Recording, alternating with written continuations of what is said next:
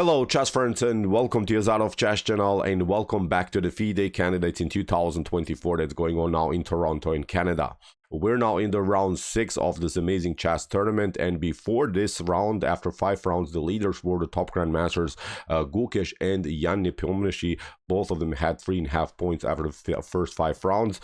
Of course, many things can change, but they have, of course, so far the best situation. If they continue to play like this, they're, of course, the top favorites to win this amazing chess tournament. And in the round 6, I think the most spectacular game was the game between Vidit Santosh Gujrathi against Alireza FIrouzja. In my opinion, it was even one of the best games so far played in this event, with really, really cool tactics, with also great novelties in the early stage of the game, with dirty traps also all over the board. So put your seatbelts on. I think this was really, really a beautiful chess game. At the end of the video, I'm going to reveal, of course, the standings after the first 6 rounds. So let's dive into the game with the white pieces. Vidit opened with move e4. Alireza's response was c5, the Sicilian, knight to f3, d6, modern variations, d4, c takes d4, knight takes d4, knight to f6, knight to c3, knight to c6. We have now the classical variation of the Sicilian. We have now bishop to c4, the so-called souls in attack, simply developing the bishop on the most active square. We want to play bishop to b3, f3, bishop to e3, maybe queen to d2, queenside castling, and then you try basically to launch a flank attack here on this side of the board. I've seen many times a common mistake by black here. Knight takes e4 seems tempting with the opportunity to play d5, but this is not working. Look at this. After knight takes e4, don't go for this line with the black pieces. Then after something like this, bishop takes f7, deflects the king from the defense of the queen. The game would be over here for black. So that's why bishop to c4 is not allowing you so far to take knight to e4. In some other lines, in some other possibilities, maybe this could be possible. You should maybe search for this tactic with knight to e4, but as I said, in this particular position, it's simply not working. Queen to b6, hitting the knight on d4. Of course, Vidit retreats, keeps, of course, a good structure here. Also in the center of the board is also preventing here something like queen to b2, because then the bishop can play freely now on f4, on g5, wherever the position is allowing you. We have e6, building this so-called Scheveningen structure, this flexible pawn structure that we have talked about many times here on my YouTube chess channel. Basically, black has a good central control with both of these pawns, and one of the main ideas is to break and enter with the move d5, or if necessary in some lines, even to play in sort of a Najdorf style with the move e5. So here we have bishop to f4. Vidit is saying, okay, you have the structure, but you have always this weak pawn on d6. Alireza retreats to d8, still pretty solid position, and now queen to d2, played here by Vidit Santosh Gujrathi. I was very surprised when I saw that this line has never been played so far in chess history. At least I'm not seeing games in the database. Why no one played this line? It's really, really surprised for me, because it's, I think, the most common move here than to play queenside castling and go simply after the d6 pawn. As I said, simple surprise element for me here, because in my opinion this is simply the most natural here square for the queen. We have a6. Of course, in the Sicilian, black is trying always to launch a flank attack with b5, if possible also with the move b4. Here I think Vidit plays an amazing move, a3. Seems maybe a little bit strange that you're playing with the pawn, you don't continue your development, but actually Vidit anticipated the potential after maybe, let's say, queenside castling, anticipated maybe the possibility of b5 and then b4.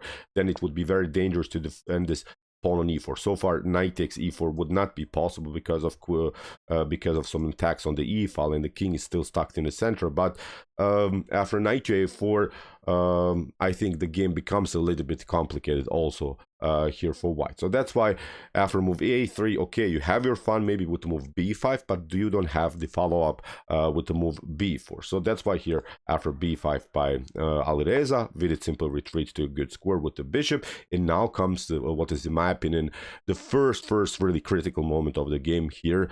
Alireza makes already a mistake with bishop to b7. This is not good because you have again the same problems here around the square d6, and also in some positions in some lines the position could crack simply around the square b5. Here the best choice for Alireza was to play knight to e5, simply blocking out here the diagonal for the dark square bishop. You could maybe try here, I don't know, bishop to e5, then after d takes e5. Okay, you have maybe a slightly worse pawn structure, this double pawn structure here on the e file, but now after queen to d8, king takes d8, queenside castling, king to c7. Black cannot be challenged by this knight because here with the move e6, while black is controlling the d5 square, is also controlling the b5. Look at this, you could maybe try bishop to b5, knight to b5, but nothing gained here. You have one check, and black should, I think, win this game, although white has 3 connected passers here, but this is not a good line here for white. So after knight to e5 that Alireza should have played, okay, maybe you can play also now queenside castling, bishop to e7, g4, then you play knight to c4, very, very interesting line. For instance, bishop to c4, b takes c4, and in one moment you see white has to again lock the d file. You have made your whole progress against the d6 pawn. Now you're locking this file basically with your opponent's piece with knight to d4, and in this, for instance, line, black has also good counterplay on the b file, rook to b8, maybe if possible queen to b6 could happen. So this wouldn't be actually good now continuation here for white. So that's why after bishop to e2, bishop to b7, the first mistake here by Alireza, knight to e5, had to be played here by Alireza. We have bishop after bishop to b7, queenside castling. Alireza goes with queen to b6, hits the pawn on f2, and is saying if you take now with bishop to d6, then rook to d8 is going to happen, and you're vulnerable. Here the queen would be lined up like the bishop on the d file. But if you play now knight to e5, here in this particular position, the move that we have seen previously has worked in the previous line. Now it's actually not working because look at this, knight to b5. As I said, the position could crack for black around the square d6 or around the square b5. Now after knight to b5, a takes b5, bishop to e5, d takes e5, and now bishop to b5 is winning the game. If you play here queen to b4 is winning. If you cover, of course, knight to d7, bishop to d7 simply also takes the piece. Game over here for black. After queenside castling, you see now the whole defensive strategy with knight to e5 is not working anymore. So that's, I think, the crucial mistake here by Alireza to play the move bishop to b7. Now queen to b6 with the problems that we have talked about, but now a brilliant move by Vidit. He plays now the move g4. G4 is brilliant because it's an aggressive move. It goes immediately for the attack, and here Vidit shows, I think, also his great preparation and also his great tactical calculation, because he's playing here really in sort of a ultra aggressive way. That's the way how you beat the Sicilian defense without hesitating, without being scared to push pawns, to even sacrifice pawns, to create dynamics all over the board. Because we have to say it, Alireza's king is also stuck a little bit here in the center of the board. What should you do here with the black pieces? Here Alireza had maybe the other opportunity to play h6. I'm pointing out, again, white is much better because of the mistake for previously with the move bishop to b7. But with h6, you are keeping at least some kind of a chance in the game. Probably here h4 would have been played by Vidit, but then knight to e5 is again working. Bishop to e3, you retreat f3, and okay, playable line, I think, as I said, for black, but we should really say that again white should be pardon me, playable line for black, but we should really say that white is again much better here. But after move g4 that Vidit played, Alireza makes another mistake. He plays now queen takes f2. He goes for his pawn, and here it becomes basically a one-way ticket now in white's favor. Alireza fell for this, got a little bit trapped here by Vidit, because Vidit found now a beautiful continuation. Maybe you can pause the video if you like. If you haven't seen the game already, maybe just for fun, let's practice some middle game ideas, middle game tactics, middle game strategies. What should white do here? I would even dare to say white moves and almost wins the game, but still it's a wrong runner. But this move that Vidit played, I think, splits opens the defense of Alireza FIrouzja. So try it out. Okay. Here, Vidit played a beautiful e5. This is a stunner. This is a beautiful move. Although this square is taken twice by the knight and also by the pawn, you don't have so many great defensive ideas. For instance, you try d takes e5, then you play bishop to e3, and the queen in some lines could be trapped. Look, let's look rook to g3, bishop to g5, and it's game over already here for black. You could also take, of course, with knight to e5, but we have seen these problems. Bishop to b5, a takes b5, queen takes f2, and the queen is lost here. So this also problem, this bishop to b5 threat by white. So after move e5, that's why here knight to d7 had to be played by Alireza, but now Vidit gets his pawn back, but he gets a very, very important pawn, the pawn on d6, and I guarantee you, if you as black lose the d6 pawn in the Najdorf or maybe even in the Chevening structures, I think you'll not have fun in this particular game. What the problem also here for black is that now the dark square bishop cannot be developed.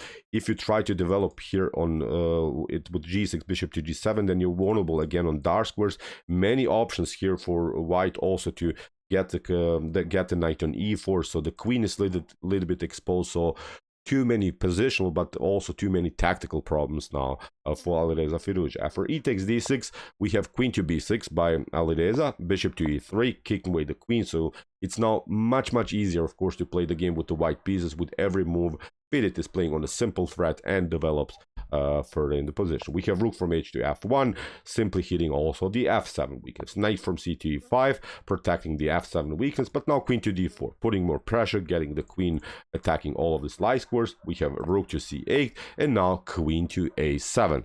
Great move by Vidit, simply hitting the bishop. And the problem is, again, that you cannot protect the bishop like this. With the rook to b8, because again the same problems. Knight to c5, knight to c5, bishop to c5. You could maybe try knight to d7, but again this motif, knight takes d7. Look, knight takes b5, pardon me, with the after a takes b5, bishop to b5 to hit the knight on d7. That was my point. So here the knight would be pinned. You're trying maybe to get out of this mess with a rook to c8. We take out this one. You have to take it with the rook. And now look how crazy the position can get. For instance, in this particular position, you can even play a beautiful rook to f5.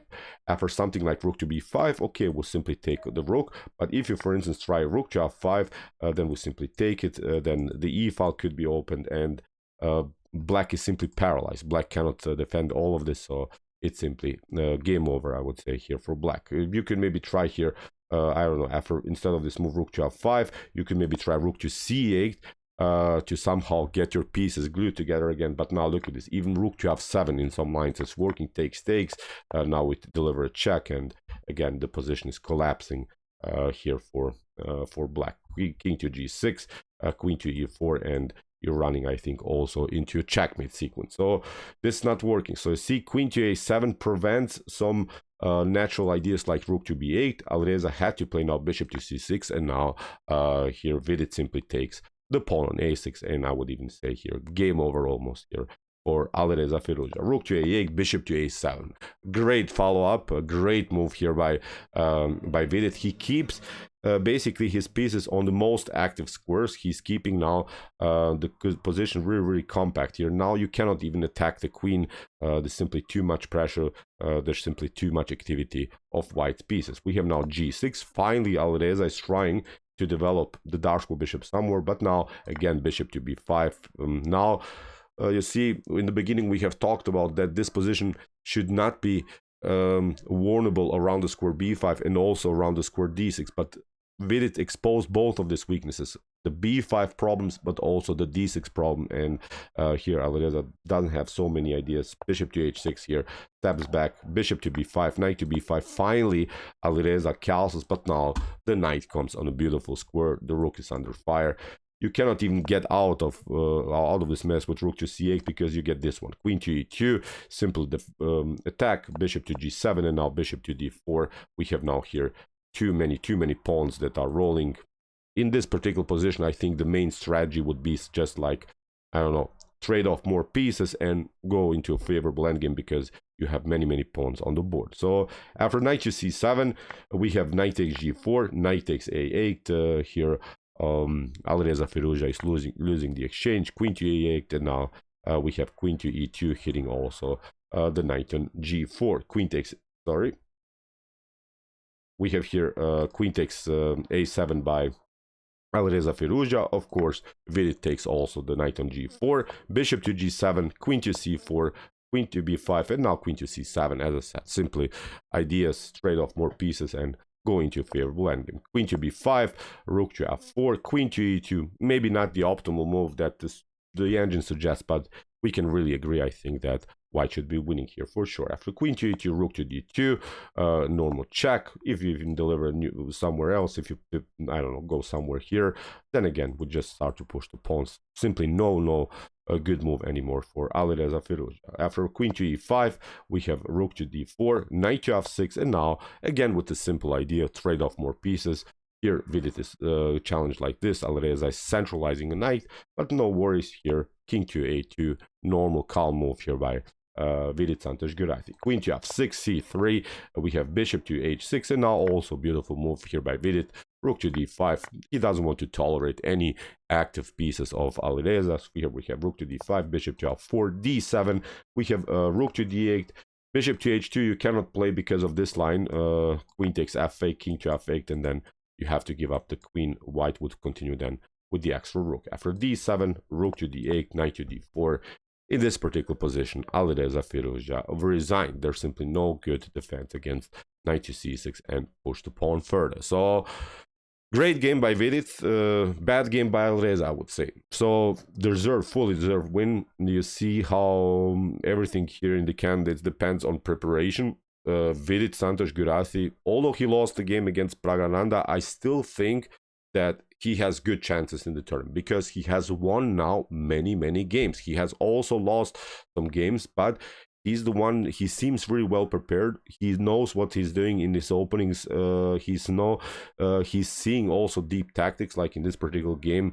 Amazing performance so far. Maybe he's not the top favorite to win the whole thing, but I think when he has his day, that he can beat everyone in the FIDE candidates in 2024. So, okay, after 6 rounds, we have now 2 leaders. Jan Nepomniachtchi and Gukesh have 4 points. Ramesh Babu Pragananda and Fabiano Caruana have 3.5 points.